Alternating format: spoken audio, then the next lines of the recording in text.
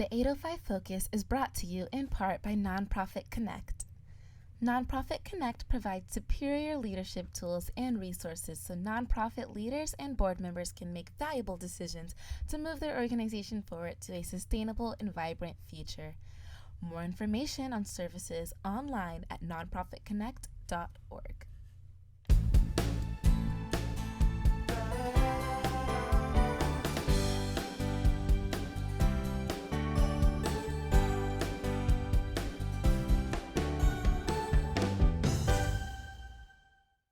Welcome to 805 Focus. I'm Dr. Cinder Sinclair with Nonprofit Connect, and we will be bringing you the latest on your favorite nonprofits. So get ready to be inspired. Our special guest today is Angela Miller-Bevan, and Angela is the Regional Director of the Braille Institute. Welcome, Angela. Hi, thank you for having me. Oh, gosh. So exciting to be here. Oh, yeah, I'm glad you were able to make it. And I know that the Braille Institute does so much important work for so many people. And so I'd love to hear what you're up to these days. Well, the Braille is actually a great organization. I'm very fond of it. My family's been involved with it for years. Really? My mother-in-law helped found or build the building that we're in on De La Vina Street. So wow. It's kind of a family affair, and I'm very excited and proud to be there. We have just done so much, especially over the pandemic. We are 100 years old, over 100. Oh, wow. We were founded in 100 years ago, and by J. Robert Atkinson. He went blind. He was a blind cowboy. Oh, gosh. And he started the Braille Press down in LA. And now we have 7 centers in California. We go from San Diego all the way up to Santa Barbara. We're the farthest north center. Oh, okay. We serve low vision and blind, which I think sometimes people don't really know that, because we provide free services to help people learn independent living skills and other things when they start to lose their vision. So it's something that is, once someone starts to lose their vision, they can start coming to our workshops and our classes. Great story about one of our students was that she was actually working as a secretary here in Santa Barbara, and she started to lose her sight. And so her boss helped her get involved with the Braille Institute, and we were able to help her with technology to help her so that she could stay working as the secretary position. In the same job? Yeah, in the same job, wow. which shows how great this community is that a boss would do that. And she went on to continue working until she could retire. And once she retired during the pandemic, she wanted to be able to have connection with her family. Her family didn't live close in town. And so remotely, we were able to help her with technology, with accessible technology. And she was able to participate in, back east, she had a bar mitzvah that the whole family went to, and she couldn't go because of COVID. So she got to participate in it. And so it's just really exciting stories like that we get to help people learn how to use technology, how to even do simple things like working in the kitchen, doing things like that. We also have classes that you can take. We have a ceramics class. And we have great volunteers that come in and teach self-defense. So they teach. That's really good and practical for I know. somebody that's losing their sight. Yeah, they teach all of our students. We also do O&M, which I wasn't familiar with until I came to the Braille. It's orientation and mobility, which helps people with their white canes. Also can also help them if they decide to go having a guide dog. So they help them, and they help them learn how to get around town with bus service and things like that. So we have quite a broad range of what we do. We also have a full service library. So we have a library where we have Braille books, but we also have where we can do book recordings for people. And we have a system where they can do up to 20 books at a time. And we'll record them for them, and then they take it home and they can plug it into their device and listen to books. Yeah. That's a lot of services. In a nutshell. Yeah. So so you say you go up to Santa Barbara But what about Northern California? So we do go to Northern California. Now that we're out of the pandemic, we can also send, my staff can go outside of Santa Barbara. But remarkably, over the pandemic, we were able to do everything remotely. We had to learn how to do it remotely. And for someone that has low vision and blind, that can be challenging.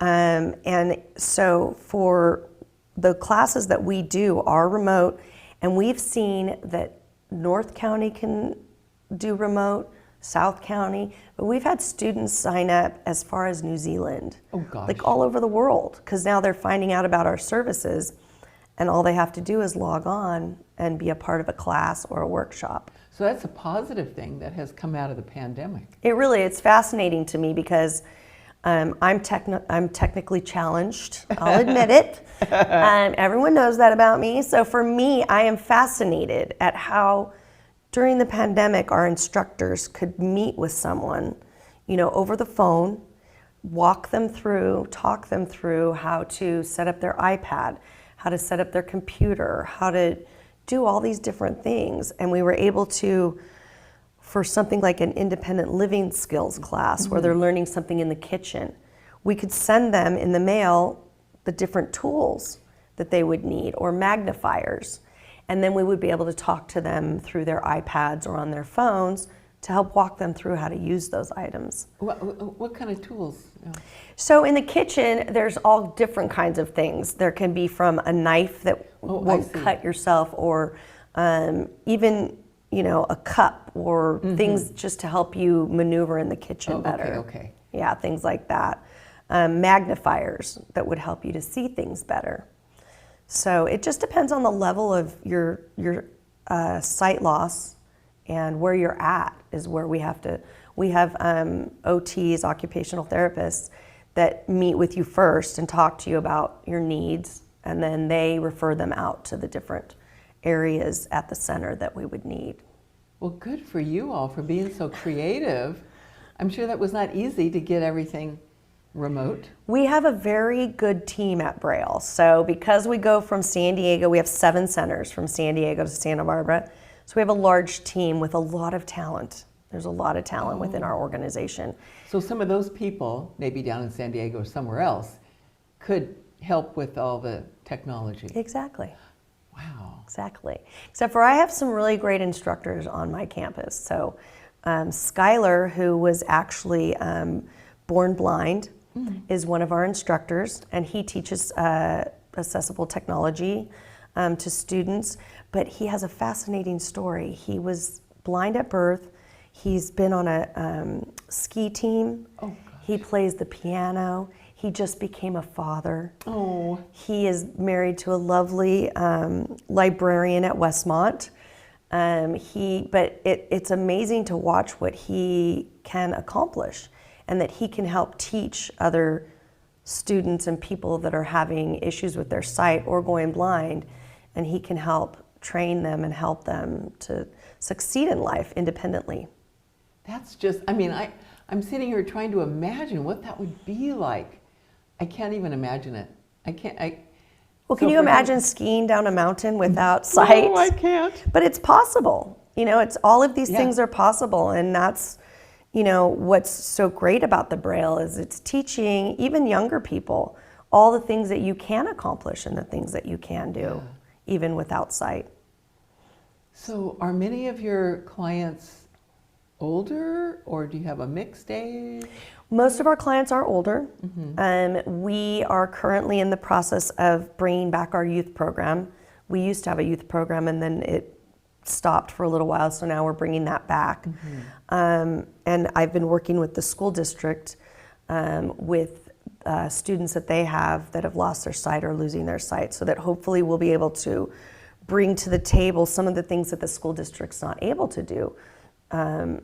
Help teach these kids different things, and we have down in Los Angeles a youth choir. So giving them other opportunities. So we're working on that right now. And then we have some people that are, my age. We have Travis, who is actually was at the center when I left today, working on some technology. but he works for the county of Santa Barbara. Oh. And he went blind, and so we help him with some technology things, and Skylar and Travis work together. So, but mostly older people. Would you say that there are more youth or younger people with vision issues than we realize or than we would think? That sounds like a lot. I do think that is. So what happens in the schools is that they get IEP tested, and then it shows the different things that they need if they have any special needs. And it amazed me how many kids in the school district. There are a lot of kids, because it's not just being blind, it's also losing your vision. So it is something that is happening in our schools. Wow. And so you say you have quite a team. So how many folks do you work with on the Santa Barbara team? So locally, if we're fully staffed, we have, right now we're looking for a youth instructor. Okay. But when we're fully staffed, we have paid employees, 11. Okay.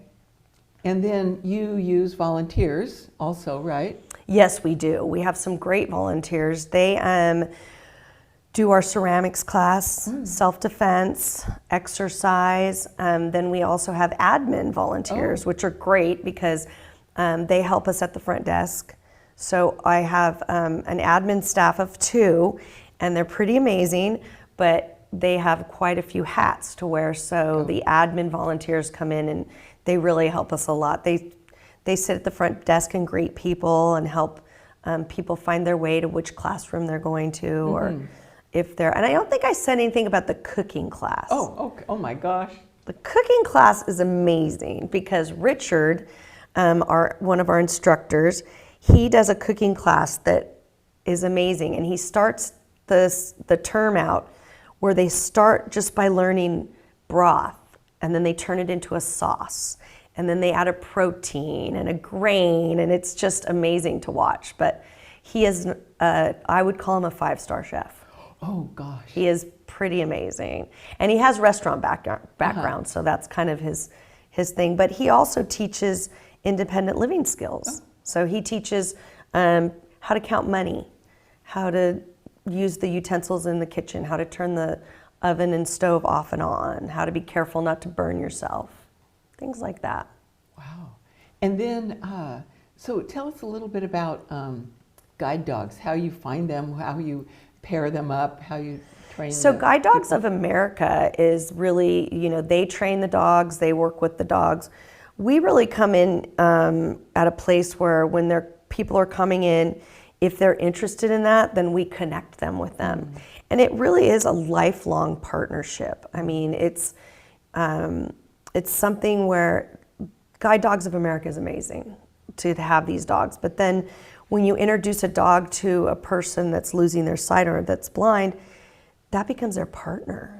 And it's fascinating. I heard someone that has a guide dog explain it. They were talking about traveling. And they were saying, you want to pack your bag and get all your stuff ready. But you also have to remember your dog. Like, what if you can't get water? What if you can't get snacks? Like, you can't walk up to a place in the airport and go, I need dog snacks. So I was like, well, that's fascinating. So that's their partners. So they work hard to pair them up, and they build a relationship together. It's like, I think it's just like having a child, like it's their partner. Yeah. And they are amazing. I recently just went to a conference in Anaheim, and it was a technology conference, but there were all these people with so many guide dogs I've never seen as that many. Oh, wow. They came from all over the United States, and things that people don't think about, but dogs have to go to the restroom. So there's places outside where they go to the restroom. But it was amazing to see all the different types of dogs and how they paired them up. And the dogs, even with all the commotion and all the people, the dogs still stay on course and help them through the crowds. It's pretty amazing. Gosh. And so, all right, so Braille Institute is a nonprofit 501c3. It is. And people can make financial donations by going to your website, I would imagine. Yes, you can go to our website. You can contact me. We are a 501c3 that is completely funded by private donations. Really? So we are, very proud of that, and it's a great organization. It really Sounds is. I like have it. to say. So a person can go on your website, they can look and find out how to volunteer, see all the different volunteer opportunities, how to sign up, all that. And you also can go on our website, which I think is also really amazing, is that we have workshops on our website that anyone can sign up for free. You don't have to be a student, you don't have to be anything. And they're really interesting topics. We have doctors from UCLA talking about, glaucoma, or just what happens when you're losing your sight, or things that there's just a lot of information. And they do, there's a workshop that they did on traveling. And there are just a lot of different topics, I think, that can be interesting to people with sight and people without sight. Yeah. I can see that it would be interesting to people with sight so they can better understand a person that they may encounter or someone that they already know that is sight challenged, or however you... And, so I started out by saying my mother-in-law helped to raise the funding for the building at the Braille Institute. And she did that because her best friend went blind. And that's how she got involved. So I think it's important for all of us, if we have sight, to be aware of what it's like to be without sight and to have that education. Yeah, I think it'd be really valuable Yeah. for people with sight to just spend a little time on that website, just listening to some of that, because I'm sure there's a lot of things that we wouldn't even think about. Well, there is a lot of things that you don't think about, even even helping a blind person, or even when you walk up to a person that has a guide dog. Those dogs are working, and so it's very important for people to know that they're not pets. They're not dogs that you reach out and pet, and that was something I learned, because I didn't realize that you shouldn't pet a guide dog. You should ask permission, but usually they're working, so you don't want to take their attention away from what their job is. So there's a lot of education to it, and a lot of when you come up across someone that's blind, how do you guide them? Do you reach out and grab them? Or when you meet someone that's blind, that when we walk into a room, we announce ourselves, just like we do when we're online in a remote class. When we go to speak, we say, "Hi, this is Angela," so that everybody knows who's speaking. I see. So things like that that's I don't think we're all aware of, but that are helpful. Yeah, I have heard that you don't want to just take somebody's hand to help them. Something about they want you to take their elbow. Their elbow, yeah. And sometimes when the students come in, I've seen my staff, which is so sweet.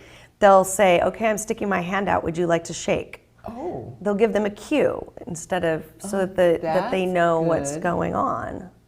Yeah, you learn to use your words more, and it's been very educational for me. It really has, because we're all so used to having our sight. We don't know what it's like. We don't. Yeah, we just take and it for granted. They do this. I've heard my staff talk about that. They used to put blindfolds on the staff so that they could feel what it's like. And so I tried one of the blindfolds, and it's hard and it's challenging, but it changes everything without your sight. Wow. Okay, so we have about a minute left. Is there another message you'd like for our audience to know? I just think that for everyone that hasn't been to the Braille, that you should stop by and see it. So go for a visit. Because it is a beautiful campus. It's on De La Vina, and it's 2031 De La Vina Street, and it's just such a beautiful campus and such a beautiful place to be. And so whether you want to volunteer or just stop by to see everybody. I think that that's something That's that. a great idea. I think I'm going to do that. Yeah, you should. You should come Yeah. by and see me. Yes, I will. Oh gosh, Angela, thank you so much for all your good work and for coming on the show to tell us about it. Oh, thank you so much for having me. I really appreciate it. Yeah. And thank you for joining us on 805 Focus, and we'll see you next time.